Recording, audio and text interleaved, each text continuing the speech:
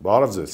Իրազեկ սպառող հաղորդաշարի այսօրվա թողարկման ընթացքում խոսելու ենք սպառողական ոլորտի ամենատարբեր խնդիրներից։ Տաղավարում հյուրընկալել եմ իմ գործընկեր, լավ բարեկամ, Սպառողների խորհրդատվության կենտրոն հասարակական կազմակերպության ղեկավար Կարեն Չիլինգարյանին։ Բարև ձեզ, պարոն Չիլինգարյան։ Բարև ձեզ, Ինչպե՞ս եք։ Լավ։ Պարոն Պիպոյան։ Ահազանգերը շատ են, վստահաբար դուք էլ կստանաք, դուք էլ եք ստանում։ Սպառողակների վերջին ժամանակներում դժգոհությունները բարդ է տարանջատել։ Ինչ եմ ասում բարդ է տարանջատել, որովհետև տարբեր էտապներ ենք ունեցել, հա, ինչ որ ոլորտում համեմատաբար մի քիչ լավ պատկեր, ինչ որ ոլորտում վատ, այսինքն մենք ունենք ժամանակահատվածներ, որ մարդիկ ավելի շատ դժգոհում էին տրանսպորտից, ունենք ժամանակահատված, որ դժգոհում էին փողոցային առևտրից, ունենք որ գնաճից։ Հիմա ապրում ենք մեր իրականության մեջ, որ ոլորտները բոլոր ոլորտներում կարելի ասել վիճակը այնպեսին է, որ ահազանգերը շատ են, բայց ամենայն դեպս մեր մասով վերջին ժամանակահատվածում անհանգստությունը ավելի շատ է հանում նաև, այսինքն այդպեսին որպեսին ոչ թե բողոք, այլ անհանգստություն, թանկանում է տրանսպորտը, թանկանում է աղբահանությունը, թանկանում է գույքահարկը, ընդհանուր գնաճի այս ֆոնը, որը որ մենք ունենք։ Ու դրան զուգահեռ այսինքն կարող է ինչ-որ բան թանկանա, բայց հասկանաս թե թանկացա, բայց որակապես եսին ինչ տեղի ունեցավ, այս էլ չունենք ոնց որ։ Իրեք թանկանալ դա համաշխարհային ամբողջ աշխարհով է դա տեղի ունենում, ասենք դա տենդենս է, որը չես կարող զսպել, բայց ի տարբերություն մեր երկրի այլ երկրներում նամանավանդ քաղաքակիրթ աշխարհում դրանից մեկտեղ նաև ավելանում է ժողովրդի եկամուտը։ Բացի դրանից թանկանալը ես ընդունում եմ, բայց ինչ որ պետք է հիմնավորված լինի թանկացում, ասենք նույն աղբահանությունը։ Մի հատ անհետ ինչ որ բան հնարեցին, ես հասկանում եմ, եթե ասենք թանկացումը վերաբերում է սկզբից տնտեսվարողներին, ինչպես է տնտեսվարողներին հիմնականում այսպես է, ասենք քառակուսի մետրով է տարածքի, բայց որ դա վերածվել անցավ նաև քաղաքացիներին, սպառողներին, դա անհետեցություն, որովհետև ինչու ես պետք է ասենք մենակ եմ ասենք ապրում կամ երկուսով ենք ապրում բնակարանում, մուծեմ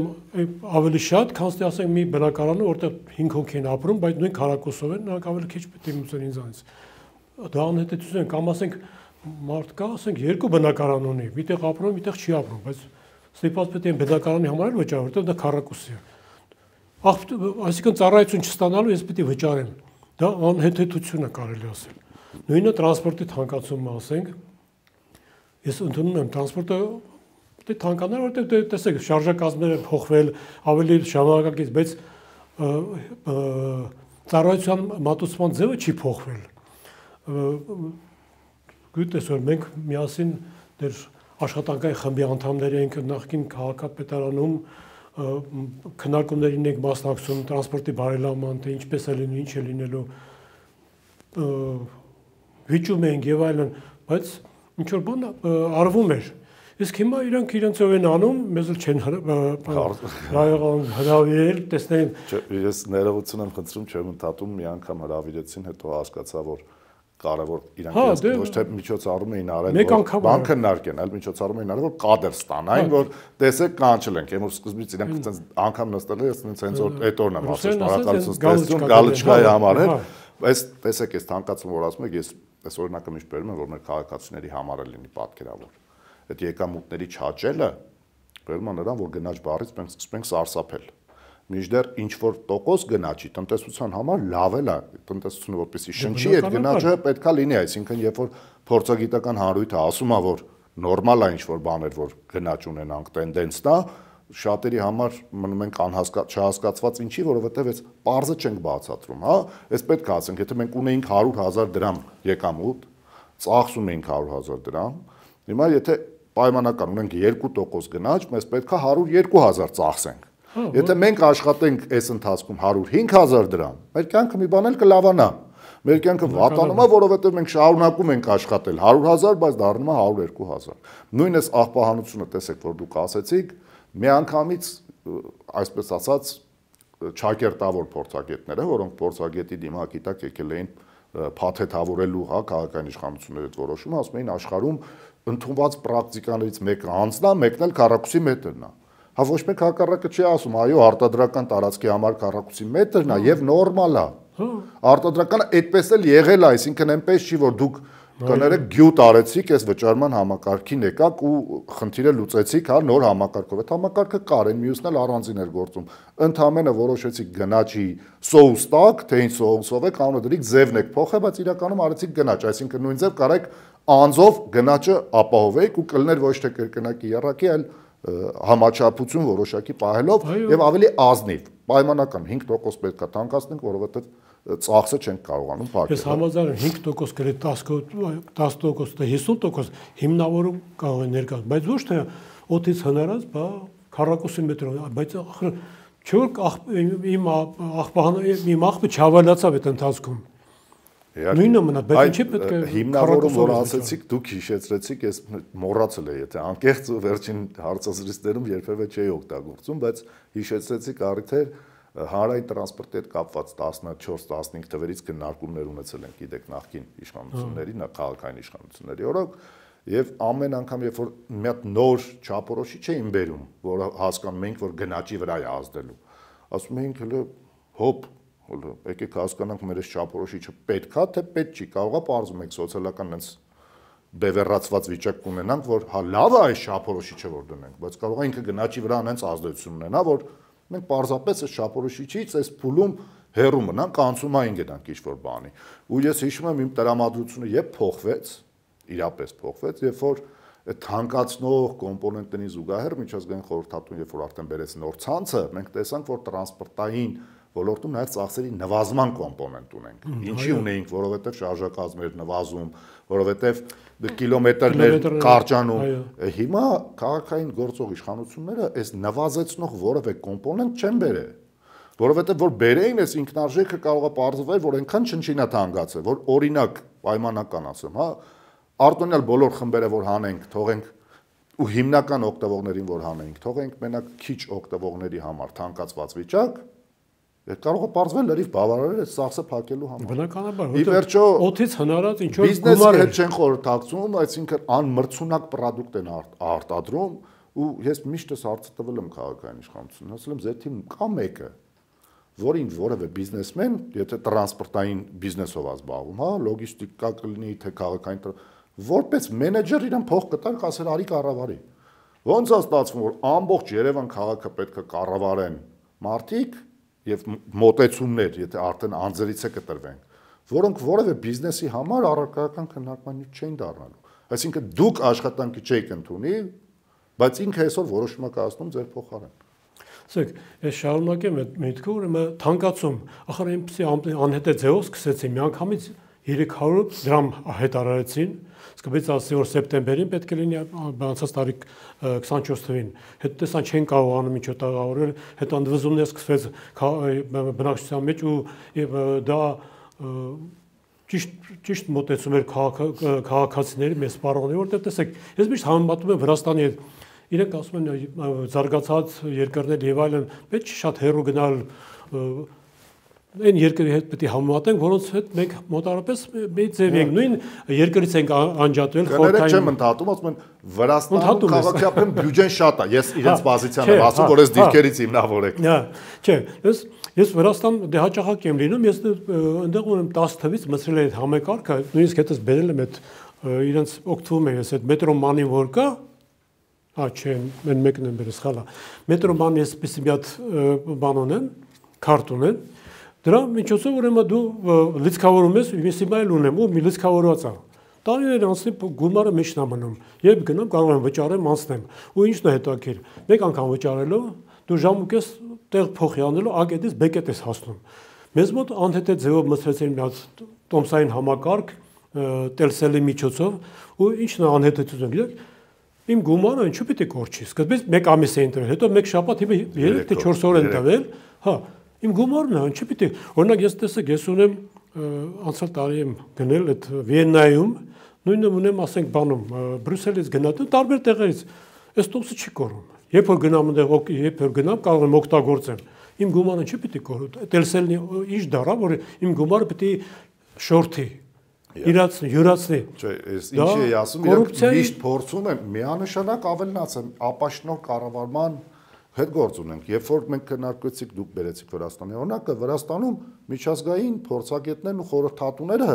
ոչ թե թուղթը գրում են, հետո վրացական իշխանություններն ասում են լավ արել, որ գրել է, մենք ավելի խելոք բան կմտածենք, քան փողը տալիս են։ Այլ իրականում այդ թղթով են առաջնորդվում։ Մեր փաթեթները ոչ Ռուսաստանի, ինչի եմ ասում, որովհետև կասեն մենք ԵՏՄ-ով բերում եմ ԵՏՄ երկրները։ Չնայած քաղաքային իշխանության հետ կապ չունի, բայց եթե անգամ ոչ ձեր ասած Վրաստանի, ոչ եվրոպական փաթեթները տրամաբանություն։ Ես ուրեմն համեմատել եմ այդ երկրների տրանսպորտային սակագները Ղազախստան, Ղրղստան, Բելարուսի, ասենք Ուզբեկստան, Տաջիկստան, ամենաթանկը մեզ մոտ է։ Չգիտես ինչու, չգիտեմ, ինչն է հետաքրքիր, մի հատ մի բան էլ ասեմ, սկզբից 300 ասել, հետո բողոքներով շատացան, տեսան չի ստացում, դարձեցին 150, բայց անհետեցությունը ինչու է կայանում։ Նույն տարեկանը էլի 90,000, էլի նույնն է գալի, ինչ տարբերությունն ինչու՞ն է։ Եթե հատով կառնեմ, էլ չեմ 90,000-անից առնում, որ ժարգոնային բառեր եթերում օգտագործել չեմ սիրում, բայց որոշ դեպքերում անխուսափելի է, հա։ Այդ կռուտիտի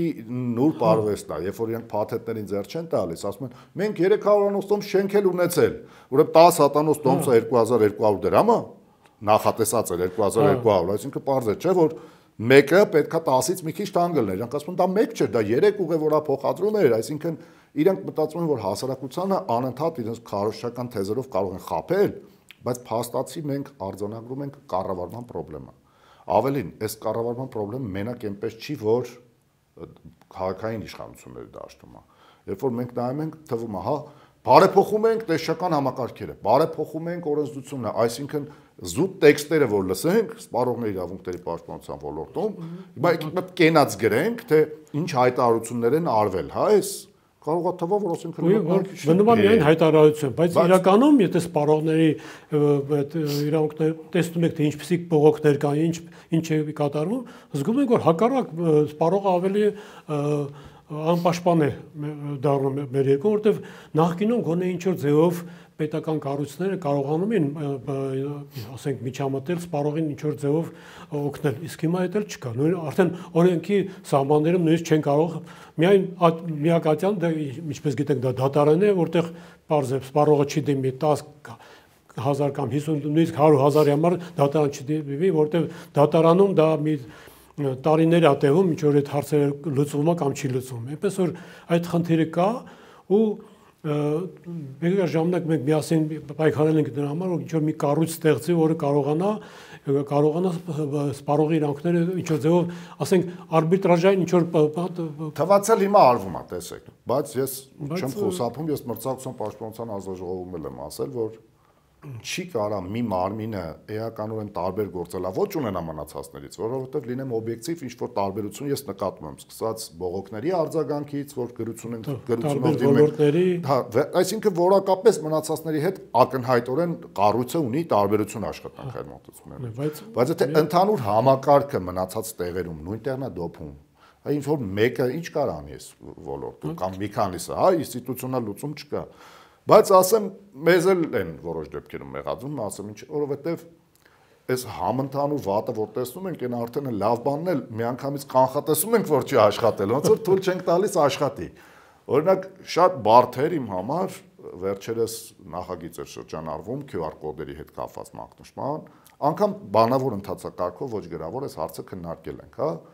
Ներմուծված ապրանքների, ոչ տեղական ապրանքների մասին է խոսքը, որ փոքր տարերով հայերեն մակնշում ունեն, կանելով բիզնեսը, այո, ուժը պիտակներով, այո, ընթերնելի չի, ասում են, քանի որ հիմա բիզնեսը լես QR-ից է բողոքում, QR կոդերից, այն որ ոչ շիշը վառի, ոչ քյաբաբը տրամաբանությունով մտածում են սենց բան, QR-ը ստեղծի, պետությունը միանգամից հայերեն մակնշումը ճիշտ տեսնի, մարդն էլ հեռախոսը հանի, դնի, պահի հայերեն մակնշումը մեծ հեռախոսի վրա էկրանով տեսնի։ Մեկ ոնց է գնահատում այս երևույթին։ Գիտեք, թող լինի դա, բայց միևնույն ժամանակ մակնշումը նորմալ պետք է լինի, որովհետև ոչ բոլորը ունեն սմարթֆոններ, նամա մեծահասակ մեր, ասենք, սպառողները սովորական հեռախոսով են օգտվում, սմարթֆոն չունեն կամ չգիտեն ինչպես օգտվում են։ Փաստորեն դա ես որ լինեի չինովնիկ, կասեի ձեր ասած մեծ հասակները մեկը չեն եք արտալու։ Չէ, ես այդպես չեմ կարծում, բայց ես այդպես կասեի։ Դա պարզ է, չինովնիկ լավ, բարեբախտաբար արդեն չինովնիկ չես երկար ժամանակ։ Չէ, եք ինչ։ Ես միշտ համեմատում եմ ասում, ես ասում էլի Վրաստանը օրինակ, ախր ուրիշ երկիր պես պետք է քո հարևան երկիրը պետք է օրինակ բերես, որ նույն մոտարպես նույն կարգավիճակում ենք եղել ժամանակ տարիներ շարունակ։ Նրանց մոտ ապրանքը պետք է անպայման գործարանային մակնշում ունենա։ Իսկ մեզ մոտ ինչ է արվում։ Նույնիսկ ցույց տվեցի, այսօր խանութ մտա էլի տեսա, հետո ցույց կտամ, ուրեմն ապրանքը բարենային ապրանք է, ինչ որ, չգիտեմ, կետչուպ էր, ինչ է, նայում ես, դրսում արտադրված, Ռուսաստանում արտադրված, չնայած բրենդը արտասահմանյան էր, տարբեր լեզուներով կա մակնշումը, ռուսերեն կա, անգլերեն կա, վրացերեն կա, ադրբեջաներեն կա, հայերեն մի հատ կրկնապիտակ կա փակցրած, որ չես կարող կարդաս, հետո ինքը շատ մանր է գրած ու լիարժեք չի թարգմանությունը, ասենք լրիվ տեղեկատվություն չկա։ Այդ դա է մեզ մոտ կրկնա բան համարվում։ Հասկացություն չկա, ունենք այս վիճակը։ Mən չեմ ասում, տեսեք, այն ամենալավ բանն էլ որ ուզում են անեն, լավ բան թվացալ։ Արվում անեց, որ առաջին բանը սրերով դիմադրությունն է դառնում այս լավ բանի։ Հիմա այս նույն օրինակի վրա բերեմ, տեսեք, երբ որ ես միշտ եմ սա այդ դեպասեմ օգտագործել, չի որ հիմա սկսեց, երկար տարի կա, պետական մոտեցում լավ սպառողների պաշտպանության համակարգ ունենալու համար ինչա պետք պատշաճ պետական վերահսկողություն եւ պատշաճ պետական աջակցություն բիզնեսին, որ ինքն էլ մրցակցություն։ Մեր երկրում աջակցության մեխանիզմ դառել է վերահսկողության թույլատումը։ Ասում եմ բիզնես քեզ չեմ ստուգի, դրանով քեզ աջակցում եմ։ Մինչդեռ երբ որ դու որպես աջակցություն դիտարկում ես վերահսկողություն, երկու բան չես անում։ Ոչ վերահսկում ես, ոչ էլ աջակցում ես, այսինքն դա իրականում աջակցություն էլ չի։ Հիմա նույնը այս նույն QR-ի հետ կապված, տեսեք, մենք երբ որ քննարկում էինք փակ խմբի հետ մարդիկ կան, որ դրական բան էլ տեսան, ասացին, գիտեք, օրինակ, երբ որ QR-ը լինի, մենք այդ QR-ը որոշենք նկարենք, էլ կռիվ չի լինի խանութում, որովհետև հիմա որ հեռախոսը հանում նկարում ես, կռիվ է դառնում, այլ հարց է, դու իրավունք ունես խանութը ասեր մի նկարի, բայց փաստեր կիրառության մեջ ասում էին, հիմա մարդիկ էլ ասում են, բա ասեցին ինչ անենք, որ մենք էլ չգիտենք ինչ, ոչ են ասես դե առաջի ապրանքը վերցրու դուր գլխին, ոչ են ասես։ Չնայած դա հանրային տարածքը դա իրավունք չունի արգելելու, բայց դե իրավունք չունի, բայց փաստացի արդեն երբ որ իրավական, բայց տեսեք ինչքան լավ կլիներ, եթե պետությունը որպես աջակցություն ասեր, այ բոլոր նրանք ովքեր QR-ի միջոցով սա կանեն, QR-ի փողը պետությունը կտա։ Մի անգամից մենք կունենենք համ ձեր ասած հայերեն մակնշումը թղթի վրա տեսանելի, համ կունենենք QR-ի հետ անցումը բիզնեսը ինքը կանեն, համ կունենենք վերահսկելի վիճակ, համ կունենենք ամեն ինչը։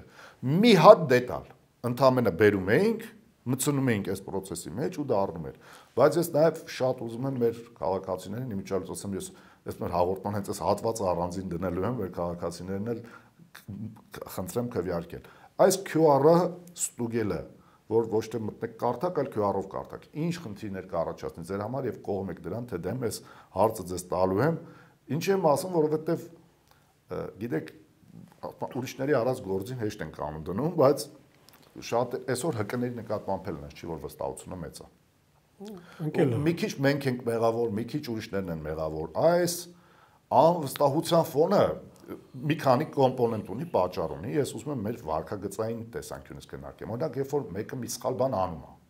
մենք գործընկերային հարաբերություններից ելնելով ասում ենք լավ, այնքան սխալի մեջ այսքան սխալը հիմա դնենք քննարկենք, ոչ նա դա անենք, ոչ նա չանենք, այլ ձեր տեսակ, ոչ թե ոնց եք անում, այլ ոնց եք մտածում, որ նա ճիշտ է։ Խնդիրը ինչու՞նն է, խրով պատահի կարող է ՀԿ բացել։ Ու մեզ մոտ 5-6000 գրանցված ՀԿ-ներ կան։ Ցավոք սրտի կան այդ ՀԿ-ների մեջ այնպեսի կառույցը, որ մեղմ ասած նրանց գործելավոճը մեր իմիջին է խփում, այսպես ասենք, էլի։ Սպառով, ասենք, ժողովուրդը տեսնելով իրանց վարքագիծը, իրանց խոսելաձևը եւ այլն, ասում են, չի ՀԿ-ն, բայց դրանով նաեւ մենք ենք տուժում, որտեղ դա ընդհանուրի վրա էլ է ազդում, այդ դա է խնդիր մեզ մոտ, ոչ ոք չի էլ վերահսկվում դա, որտեղ հա դե ՀԿ-ը ստեղծել է իր համար, ինչ գործառույթ է անում, իրականացնում, ինչ ուզում է անում։ Տեսեք, պոպուլյարիզացման հարց կա։ Հիմա ՀԿ դուք ասում եք 6000 ՀԿ կա, որ հա թղթի վրա ՀԿ-ն կա, բայց ոչ մեկ չգիտի որ այդ ՀԿ-ն կա, ոչ մեդիան գիտի, ինչ որ լավ բան անգամ եթե ուզում են մարդկանց ասեն գործիք չունեն, բացի իրանց Facebook-ի էջը որտեղ կարան գրեն, որ իրանք ՀԿ են, այսինքն այս դիրքավորվելը կարևոր է, բայց ուրիշ հարց կա, տեսեք, այն որ ռիսկային ոլորտ, պայմանականը մասում ին վրա բերեմ օրինակը, որ ոչ մեկին չվիրավորեմ։ Ինչ որ արտադրող տալիս է խնդիր, մենք բնականաբար այս բարձրաձայնում ենք, սրա այս հարցը բարձրաձայնում ենք, բնականաբար արտադրողը գտնելու է ինչ-որ մեկին, որ ասի, վայ, հատուկ ընկել է իմ հետևից, որպեսզի անվստահություն բերի մեր խոսքի նկատմամբ չտարածվի։ Բայց կա դրական պրակտիկա, ունեցել ենք այս վերջերս էլ վերջին դեպքը ունեցել եմ ահազանգերի, նույն մեդիան կամ քաղաքացին, որ ինքն էլ ակտիվ ներգրաված, հատկապես մեդիան տալիս է, դու տալիս ես պետությանը, վերահսկում ես, որ բոլորը իրենց գործը անեն, թափանցիկ հաշվետու, արդեն նաև ընդեղի գործընկերային դաշտը ինչ-որ մի հատ շղթա է աշխատում, որը լինում է, բայց կա։ Տեսեք, մենք օրինակ գիտենք, լաբորատոր խնդիր ունենք մենք էլ, հա, շատ դեպքում ապրանքը տալիս ենք ու չենք գտնում խնդիր։ Հիմա ինչ-որ մեկը որտեղ անվստահություն էլ կա, որ լաբորատորիա, օրինակ ջրի հետ կապված մարդիկ բողոքում են, ջրի որակը վատն է ասում է, բայց ասում են տարեք ստուգել տեք, ասում են նույն կառույցն է, ինչ տարբեր է, նրանք իրար հետ են աշխատում, անվստահությունը դրան էլ է բերում։ Չգիտես, համապատասխանում է իրականությանը թե չէ, բայց այդ անվստահությունը համատարած այդայացա։ Այս անվստահությունը մեզ էլ է գալիս մեկ-մեկ կուլ տալիս։ Ինչի հիմա տեսեք Ես ինձ թույլ չեմ տա Հայաստանից, օրինակ այդ ձեր ասած ջուրը ուղարկեմ արտերկիր, ասեմ հələ փորձարկեք, ասեք տենա մեր լաբորատորիաները ճիշտ արեցին, թե չէ։ Թույլ չեմ տա, որովհետև այդ ինչ ընթացքում է ջուրը, պատվի, ինչ որ հարց կա, բայց օրինակ պատկերացնեմ դուք անեք, հետո վերջում ինչ որ պայմանական եմ ասում, նույն այն վիոլան, որին այսօր ես գիշեր-ցերեկ ասում եմ, որ դարել է փորձանք մեր ժողովրդի գլխին, որովհետև կոնկրետ աշխատում է խայտարակ, իր մոտեցումներով հանրային ծառայության թողտվությամբ, թույլտվությամբ, նույն վիոլան, որ դուրս գա ասի, բայց գիտեք, երբ որ այս ջրի նմուշը տարան, դա այս ադրբեջանցիները ու օբյեկտիվ ասի, այս ադրբեջանցիներն օգտագործել են, որ այս ինչ տեղից եկած, այս ինչ բանը արեց, ես անկեղծ չեմ կարա չլսեմ վիոլային, եւ անկեղծ, որ ոչ թե ձեր նկատմամբ հավաստահությունը կորելու, այլ երևույթների Այսօր, օրինակ, շատ կարևորագույն ոլորտում աշխատանքներ են անում, որոշ կառույցներ, հապեց մեկ էլ տեսնում ես Հայաստանից կենսանմուշ է գնացել դուրս, այն դեպքում, որ Հայաստանում այդ կենսանմուշը սկիչ էլ փորձարկվել։ Հիմա ոչ այնա չվստահես, բայց մյուս կողմից էլ հասկանում ես, չէ՞ որ թույլատրելի եւ անթույլատրելի ինչ-որ քո տեսանկյունից ներքի սահման կա։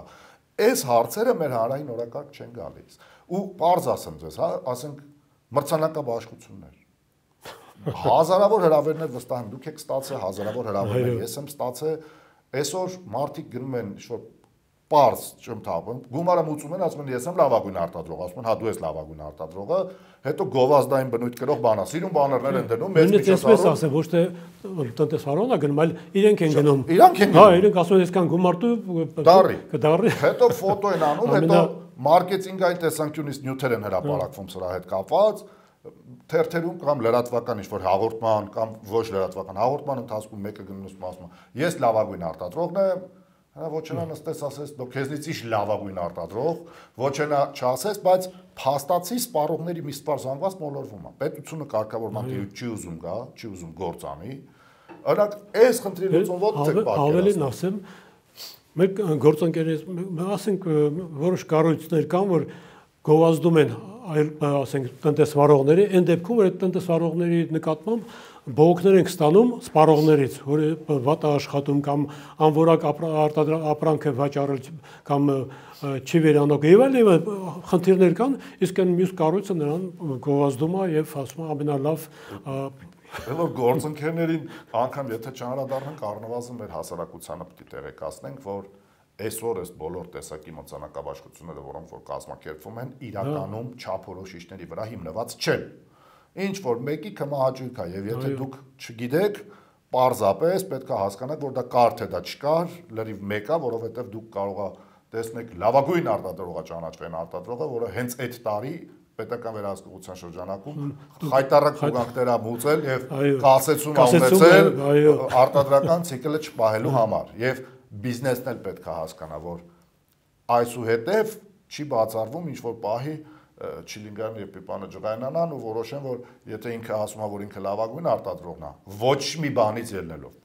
Մի օր էլ մենք կարող ասենք ինքը վատագույններից մեկն է, որովհետեւ պարզապես գնալիս այդ փող մուծել ու տենց դուրս գալ խափել մարդկանց չի կարելի։ Լավագույն արտադրող դառնում են չարչարվելով, ստանդարտներ պահելով, չափորոշիչներին համապատասխանելով, մենք ոչ մեկի վատը չենք ցանկանում։ Կա լավ արտադրող, որը միշտ իր ապրանքը ենթարկվում է փորձարկման, միշտ պահում է սանիտարական նորմերը։ Ի վերջո պետական վերահսկողությունն է անգամ արվում մոտը, հանրային վերահսկողությունն արվում, խախտում չի արձանագրվում։ Ավելին պետք է, բայց համեմատության մեջ պետք է դա ինչը ներկայացվի, ասենք այդ կառույցը, որը մրցանաբար բաշխությունը կազմակերպում, պետք է համեմատություն անի, որակները բոլորը ստուգի, ասենք հնարավորություն ունենա լաբորատոր ձևով թե ինչ է, կամ ասենք սպառողների միջոցով հարցումներ անցկացնի, նոր հետո այդ հայտարարի, բայց բոլորս գիտենք, որ այդպես բան չի արվում, ոչ ոք այդպեսի հնարավորություն չունի, ՀԿ-ները դժվար թե ունենան։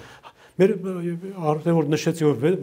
մոտ 6000 ՀԿ կա, բայց ամբողջ Հայաստանում երևի 15-20 ՀԿ են, որ մեծ գումարներ են ստանում դրսերից եւ աշխատում են, մնացածը ուղղակի այլ հարցել են, ես չեմ ուզում դրա մասին խոսեմ, դա առանձին թեմա մի օր կգանք, նաեւ այս թեմային կանդրադառնանք, ոնց է դառնում մեկը գրանտակեր, մեկը կներեք քյասիպ գործանող, մեկը ասում է իմ փողին նախանձում են, չէ, ոչ մեկին չի նախանձում, եթե լավ բանի համար է թող արվի, եթե բայց լավ նպատակի չի ծառայում, պետք է բոլորս վերահսկենք։ Բայց հետո տեսնենք արդյունք տեսնենք այդ մեծ գումարների ծախսերից։ Շնորհակալություն, պարոն Չիլինգարյան, թեմաները շատ են, մենք երևի եթե սկսենք զրուցել, ինչպես շատ հաճախ մի ժամով պայմանավորվում ենք, 4 ժամ ենք քննարկում, որտեղ շատ են թեմաները, ելի ենք հանդիպելու, մեր ոլորտում խնդիրներ իսկապես շատ են, հուսանք կգտնենք նաև մենք որոշակի լուծումներ, որոնք կարագացնեն, եթերում իրազեկ սպառող հաղորդաշարի հերթական թողարկումներ, բաժանորդագրվեք մեր ալիքին, կլինեք տեղեկացված սպառողական ոլորտի ամենատարբեր խնդիրներից, կհանդիպենք։